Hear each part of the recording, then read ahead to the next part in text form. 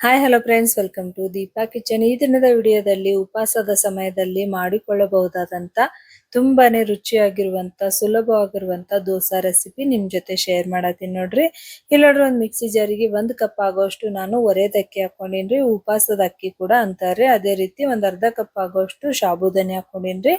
ಇವಾಗ ಇದು mixie ಜಾರ್ನ close ಮಾಡ್ಕೊಂಡು ಇದನ್ನ ಸಾಫ್ಟ್ ಆಗಿ ರುಬ್ಕೊಂಡ್ ಬರ್ಬೇಕ್ರಿ. ನೋಡ್ತಾ ಇರ್ಬೋದ್ರಿ, ಈ ರೀತಿಯಾಗಿ ರುಬ್ಕೊಂಡ್ ಬರ್ಬೇಕು ನೋಡ್ರಿ. ಒಂದ್ ಚೂರು ತರಿ ತರಿಯಾಗಿ ಇರಬಾರ್ದ್ರಿ, ಈ ರೀತಿ ರುಬ್ಕೊಂಡ್ ಬರ್ಬೇಕು. ಈ ರುಬ್ಬಿರುವಂತ ಹಿಟ್ಟನ್ನ ಒಂದ್ ಬೌಲ್ದಾಗ ಟ್ರಾನ್ಸ್ಫರ್ ಮಾಡ್ಕೊಳತ್ತೀನ್ರಿ. ಅದೇ ರೀತಿ ಒಂದ್ ಅರ್ಧ ಕಪ್ ಆಗೋಷ್ಟು ನಾನು ಮೊಸರು ಹಾಕೊಳತ್ತೀನ್ರಿ. ಸ್ವಲ್ಪ ಹುಳಿ ಬಂದಿರುವಂತ ಮೊಸರು ಇತ್ತಂದ್ರೆ ಇನ್ನು ದೋಸೆ ಪರ್ಫೆಕ್ಟ್ ಆಗಿ ಸೂಪರ್ ಟೇಸ್ಟಿಯಾಗಿ ಬರ್ತೈತಿ ನೋಡ್ರಿ. ಒಂದ್ 2 ಕಪ್ ಆಗೋಷ್ಟು ನೀರ್ ಹಾಕೊಂಡು ಇದನ್ನ ಒಂದ್ ಚೂರು ಗಂಟು ಇಲ್ಲಾರ್ದೆ ಕಲ್ಸ್ಕೊಬೇಕ್ ನೋಡ್ರಿ. ಈ ರೀತಿಯಾಗಿ ಕಲ್ಸ್ಕೊಬೇಕ್ರಿ.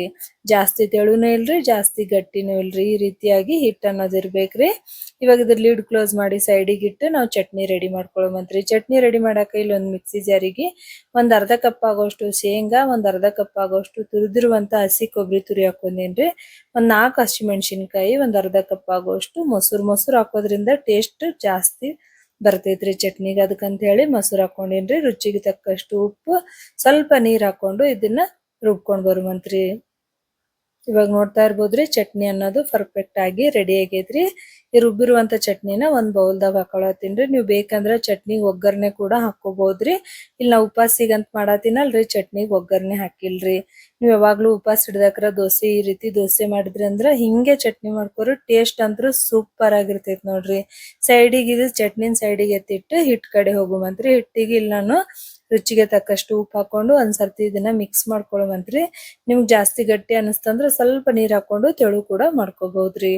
ಇವಾಗ ನೋಡ್ರಿ, ತವಾ ಕೂಡ ಕಾದೈತ್ರಿ. ತವಾಕ್ ಸ್ವಲ್ಪ ನೀರ್ ಚಿಮ್ಸ್ಕೊಂಡು ತವಾ ಒರೆಸ್ಕೊಳ್ಳುವಂತ್ರಿ.